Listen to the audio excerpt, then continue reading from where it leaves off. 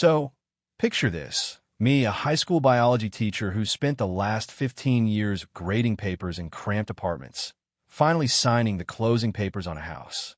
Not just any house, a house with a pool. I'm talking a kidney-shaped, crystal blue beauty with a fancy stone surround that practically begged me to jump in. It's April 2025, and after scraping together every penny of my savings for the down payment, I'm officially a homeowner in Pinehurst Estates. Nothing fancy, just a modest 3-bedroom in a quiet neighborhood with good schools and streets, so peaceful you can hear the birds chirping. But that pool? That's my ticket to the suburban dream I've been chasing since I was stuck in a 5th-floor walk-up with a leaky ceiling. The first week was pure magic. I get home from wrangling teenagers through photosynthesis lessons, toss on my swimsuit, and float on my inflatable lounger until the sun dipped below the horizon. Sometimes I'd sit poolside with my feet dangling in the water, a stack of quizzes on my lap, red pen in hand, feeling like I'd cracked the code to a stress-free life. The water was cool, the air was warm, and I'd saved for this moment. 15 years of ramen noodles and secondhand furniture finally paying off. I drift there, staring at the clouds, thinking this is it. This is my oasis. The house itself wasn't much to brag about. 3 bedrooms, one I turned into a home office for my biology lesson plans, a kitchen with slightly outdated cabinets, and a living room that still smelled faintly of the previous owner's cat. But I didn't care. The backyard was where the real action was. That pool sparkled like a gem, surrounded by a low stone wall that gave it this elegant vibe, like something out of a magazine. I'd spent so long imagining this, my own little slice of paradise where I could unwind, maybe even host a barbecue someday, when I worked up the nerve to invite coworkers over. It was perfect, or so I thought. See, I'd heard whispers about the Homeowners Association. Pinehurst Estates had one, like most neighborhoods around here. I figured it'd be the usual stuff. Keep your lawn mowed, don't paint your house neon pink, that kind of thing. I wasn't worried. I'm a rule follower by nature. Years of teaching have drilled that into me. Plus, I was too busy floating in my pool to care about some clipboard-wielding busybody telling me my trash cans needed to be 2 inches farther from the curb. Little did I know, the HOA was about to become the least of my problems. Or, more accurately, one specific member of it was. That first week, I was blissfully unaware. I'd come home, kick off my sensible teacher shoes, and dive into my routine. The pool wasn't huge, maybe 20 feet long, but it was mine. I bought a cheap Bluetooth speaker to play some tunes while I floated, usually classic rock or whatever podcast I was hooked on that week. I'd even started dreaming up plans. Maybe a little landscaping around the pool deck, some string lights for ambience. It felt like the start of something big, like I'd finally leveled up in life. I was 38, single, no kids, just me and my pool, living the dream. And then Saturday rolled around. I was out on my patio, sipping coffee in my faded swim trunks, when I heard it, the creak of my pool gate swinging open. I figured it was a stray breeze, or maybe a neighbor's kid chasing a ball. Nope. Marching across my pool deck like she owned the place was a woman in her mid-50s, sharp blonde bob bouncing with every step, designer sunglasses perched on her nose. She kicked off her sandals, dipped her toes in my pool, and that's when I realized my oasis was about to get a whole lot less peaceful. "Excuse me," I called out, setting my coffee mug down and blinking like I'd just seen a mirage. "Can I help you with something?" The woman, Helen Blackwood, as I'd soon learn, looked up, mildly startled, like she hadn't expected anyone to actually be at their own house. "Oh, you must be the new owner," she said, her voice dripping with that fake politeness you hear from people who secretly think they're better than you. "I'm Helen Blackwood, HOA treasurer, just doing my weekly inspection." "Inspection? On my pool?" I sat there, dumbfounded, as she pulled a little water testing kit out of her purse, some fancy designer thing that probably cost more than my monthly grocery budget, and started swirling a sample from my pool like she was auditioning for CSI spinoff. "All water features in Pinehurst have to meet community standards," she said, tossing me a laugh that was somehow both shrill and smug. "It's in the bylaws. I've been checking this pool every Saturday for years. The previous owners never minded." "Well, I do mind," I shot back, trying to keep my tone calm even though my brain was screaming, what the hell is happening right now? This is private property. I'd appreciate it if you call first, or better yet, just email me if you've got concerns. Helen's eyebrows, perfectly penciled, by the way, shot up like I'd suggested she swim in a sewer. I've been on the HOA board for 12 years, young man, she said, making young man sound like an insult. I don't need permission to enforce the bylaws. And with that, she scribbled some notes on her clipboard, told me my chlorine levels were barely acceptable, and sauntered out like she'd just won a round of neighborhood Monopoly. I sat there, coffee going cold, replaying the whole bizarre encounter in my head. Who does that? Just walks into someone's yard, tests their pool, and acts like you're the weirdo for questioning it? I should have said something snappier like get your kid out of my water, but I was too stunned. That was my first mistake, underestimating Helen Blackwood. Because the next Saturday, she was back, 9 a.m. sharp, like a vulture circling roadkill. This time I was ready. I'd spent the week skimming the HOA bylaws, 50 pages of dry, soul-crushing rules about fence heights and approved mailbox colors. Nothing in there said board members could waltz on a private property whenever they felt like it. So I locked the gate and waited. Sure enough, Helen showed up, rattling the latch like she couldn't believe I dared defy her. "Good morning, Helen," I said, plastering on a smile so fake it hurt. "I've checked the bylaws, and while you can ensure pools meet standards, there's no rule about entering without notice. I've tested the water myself. Here's the proof." Her smile tightened into this thin, dangerous line. "The previous owners understood community harmony," she said, spitting harmony like it was a threat. "It seemed you're going to be difficult." Difficult? Me? The guy who just wanted to float in peace.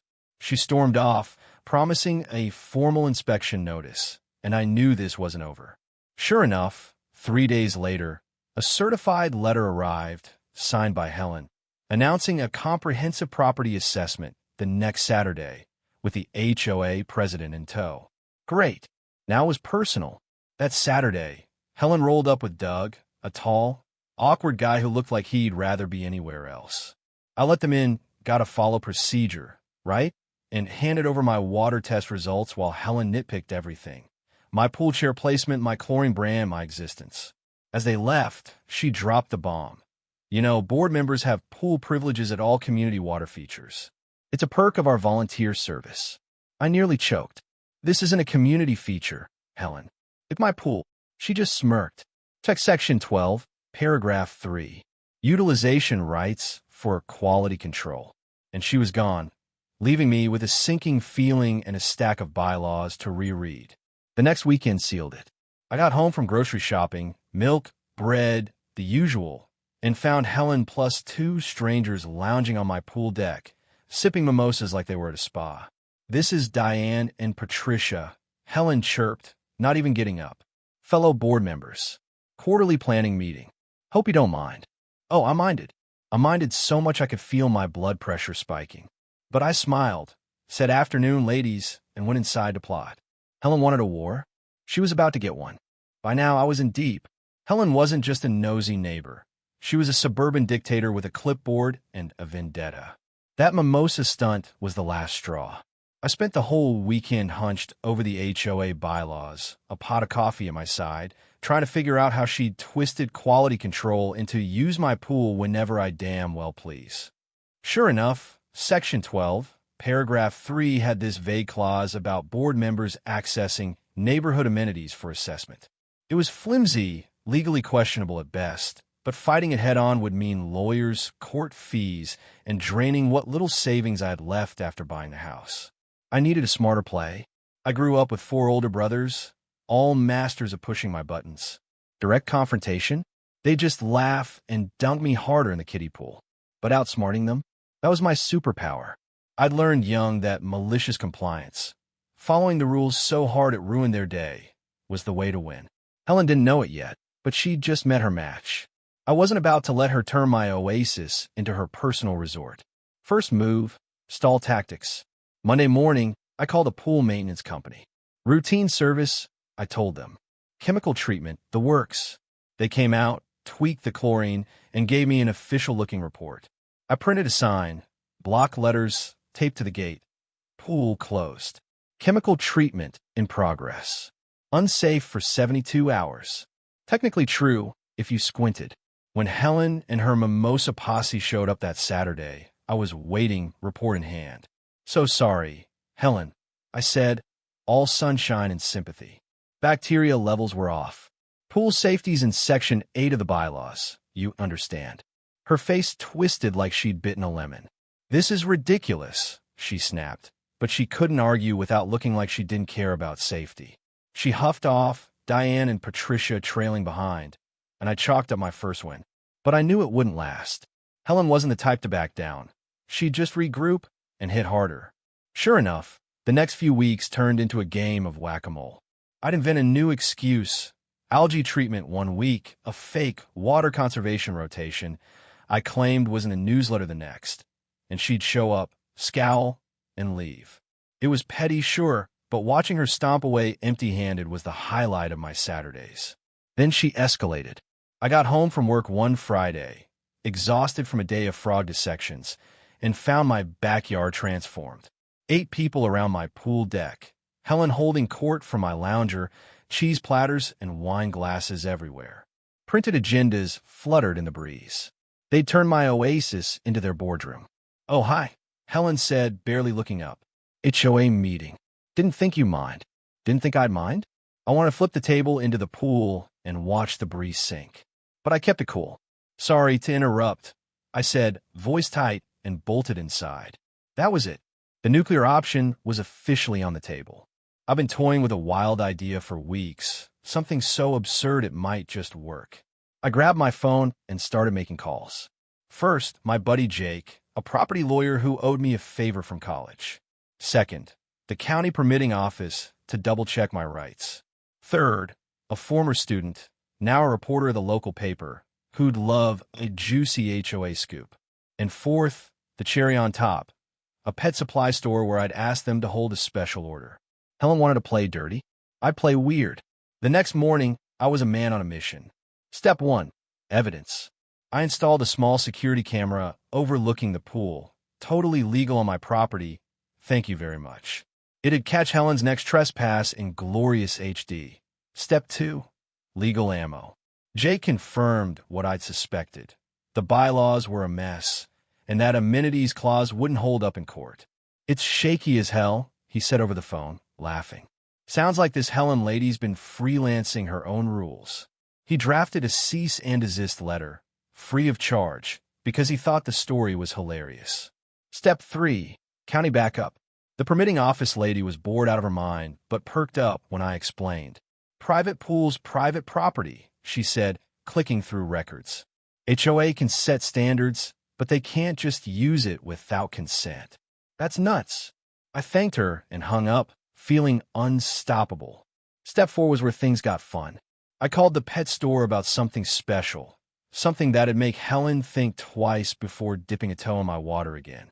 They didn't have piranhas, illegal without permits, sadly, but they did have crayfish. 50 of them, ready to pick up. I didn't actually buy them yet, but the idea was too good to pass up. See, I'm a biology teacher. I know my way around a good bluff. Piranhas might be the stuff of horror movies, schools stripping cows to bone in minutes. But crayfish? They're sneaky little bastards with claws that pinch like hell. Not dangerous, just annoying as sin, especially if you're, say, lounging in a pool and one grabs your toe.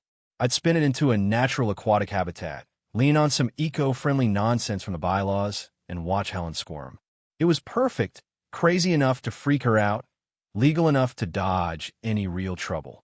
I spent the week fine-tuning the plan, kept up the pool closure signs, threw in a minor repair excuse for good measure, and waited for Helen's next move.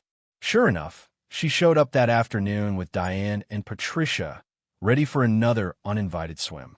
I met them at the gate, grinning like a kid on Christmas. "Afternoon, Helen," I said, all chipper. "Before you get comfy, some updates. 1. I've got cameras now, my right as a homeowner. 2.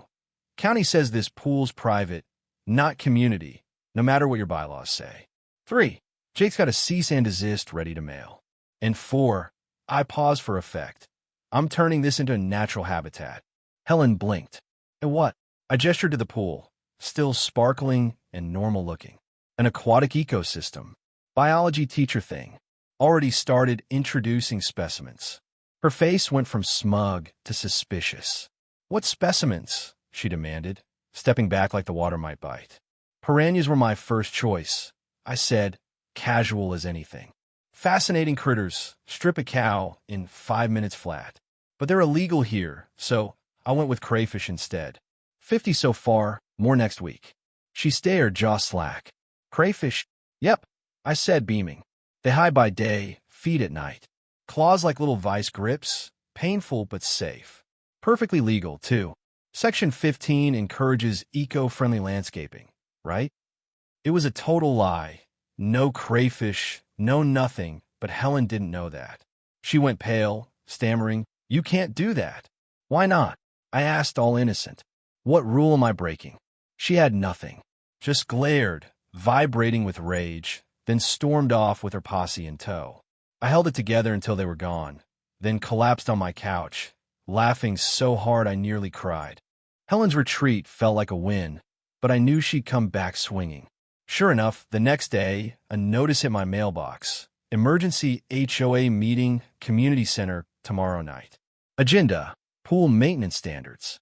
She was gunning for me, probably rallying every busybody in Pinehurst to shut down my ecosystem scheme.